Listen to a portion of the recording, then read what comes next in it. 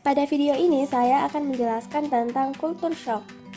Istilah culture shock pertama kali diperkenalkan oleh Obert dalam Dayaksini 2004 untuk menggambarkan respon yang mendalam dan negatif dari depresi, frustasi, dan disorientasi yang dialami oleh orang-orang yang hidup dalam suatu lingkungan. Nah, lingkungan ini merupakan lingkungan budaya yang baru. Istilah ini menyatakan ketiadaan arah, merasa tidak mengetahui harus berbuat apa atau bagaimana mengerjakan segala sesuatu di lingkungan yang baru dan tidak mengetahui apa yang tidak sesuai atau sesuai. Edward Hall dalam Haikal 2011 mendeskripsikan culture shock adalah gangguan ketika segala hal yang biasa dihadapi ketika di tempat asal menjadi sama sekali berbeda dengan hal-hal yang dihadapi di tempat yang baru dan asing.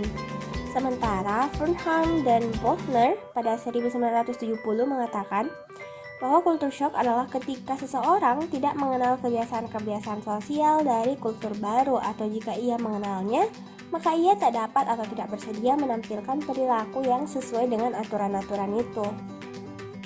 Selanjutnya, Ward mendefinisikan culture shock adalah suatu proses aktif dalam menghadapi perubahan saat berada di lingkungan yang tidak familiar. Proses aktif tersebut terdiri dari afektif, behavior, dan kognitif, yaitu reaksi individu tersebut merasa, perilaku, dan berpikir ketika menghadapi pengaruh budaya kedua. Kemudian Landstad mengatakan bahwa gegar budaya adalah suatu bentuk ketidakmampuan menyesuaikan diri yang merupakan reaksi terhadap upaya sementara yang gagal untuk menyesuaikan diri dengan lingkungan dan orang-orang baru. Selanjutnya yaitu dimensi culture shock. Yang pertama, afektif. Dimensi ini berhubungan dengan perasaan dan emosi yang dapat menjadi positif atau negatif. Individu mengalami kebingungan dan merasa kewalahan karena datang ke lingkungan yang tidak familiar. Individu merasa bingung, cemas, disorientasi, curiga, dan juga sedih karena datang ke lingkungan yang tidak familiar. Selain itu, individu juga merasa tidak tenang, tidak aman, takut ditipu ataupun dilukai, merasa kehilangan keluarga, teman-teman, merindukan kampung halaman, dan kehilangan identitas diri. Dimensi yang kedua yaitu behavior. Dimensi ini berhubungan dengan pembelajaran budaya dan pengembangan keterampilan sosial. Individu mengalami kekeliruan aturan, kebiasaan, dan asumsi-asumsi yang mengatur interaksi interpersonal mencakup komunikasi verbal dan non-verbal yang bervariasi di seluruh budaya. Mahasiswa asing yang datang dan kurang memiliki pengetahuan dan keterampilan sosial yang baik di budaya lokal akan mengalami kesulitan dalam memulai dan mempertahankan hubungan harmonis di lingkungan yang tidak familiar. Kemudian dimensi yang ketiga yaitu kognitif. Dimensi ini adalah hasil dari aspek affectivity dan behavior, yaitu perubahan persepsi individu dalam identifikasi etnis dan nilai-nilai akibat kontak budaya. Saat terjadi kontak budaya, hilangnya hal-hal yang akan dianggap benar oleh individu tidak dapat dihindarkan. Individu akan memiliki pandangan negatif, kesulitan bahasa karena berbeda 21 dari negara asal. Pikiran individu hanya terpaku pada satu ide saja dan memiliki kesulitan dalam interaksi sosial. Proses culture shock yang pertama adalah fase bulan madu. Fase ini adalah fase yang paling disukai oleh semua orang.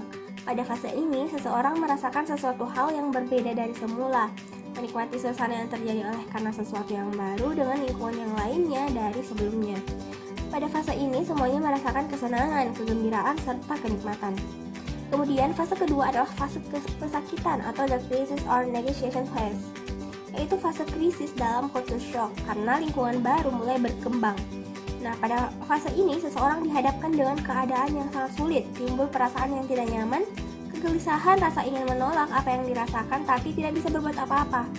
Sebab fase ini adalah fase yang membuat seseorang merasa sendiri, terpojok, dan bimbang. Lanjut ke fase selanjutnya yaitu fase adaptasi atau the adjustment phase, yaitu merupakan fase di mana individu mulai mengerti mengenai budaya barunya. Pada fase ini, individu dan peristiwa dalam lingkungan baru mulai dapat terprediksi dan tidak terlalu menekan. Nah, lanjut ke fase terakhir yaitu fase penyesuaian diri atau bicultural atau mastery phase, yang merupakan fase di mana individu telah mengerti elemen kunci dari budaya barunya. Pada fase ini, para mahasiswa asing tidak mendapatkan kesulitan lagi karena telah melewati masa adaptasi yang begitu panjang. Nah, kemampuan untuk hidup dalam dua budaya yang berbeda biasanya disertai dengan rasa puas dan menikmati. Nah, ada beberapa cara yang dapat mengatasi yang namanya culture shock. Yang pertama, mencari informasi mengenai daerah atau negara yang akan dituju. Yang kedua, mengelola pengharapan atau manage expectation. Yang ketiga, memiliki tujuan yang jelas akan kedatangan ke daerah atau negara yang akan dituju. Keempat, penting untuk mempelajari kebiasaan sehari-hari penduduk di negara tujuan kita. Kemudian yang kelima, bersedia untuk belajar kultur yang baru. 6. Mencoba menemukan kesamaan-kesamaan nilai-nilai antara kulturnya dengan kultur yang baru. Kemudian yang ketujuh, penguasaan bahasa. Penguasaan bahasa yang baik menjadi syarat penting untuk mengatasi culture shock. Yang kedelapan, terus update berita lokal, berita internasional, dan berita nasional. 9. Aktif di kampus ini benar-benar ampuh untuk bisa bersosialisasi dan beradaptasi dengan lingkungan baru. 10. Kenali kehidupan setempat dan ketahui tempat-tempat penting seperti kantor pos, toko, rumah sakit, kantor pelayanan mahasiswa, dan lain-lain.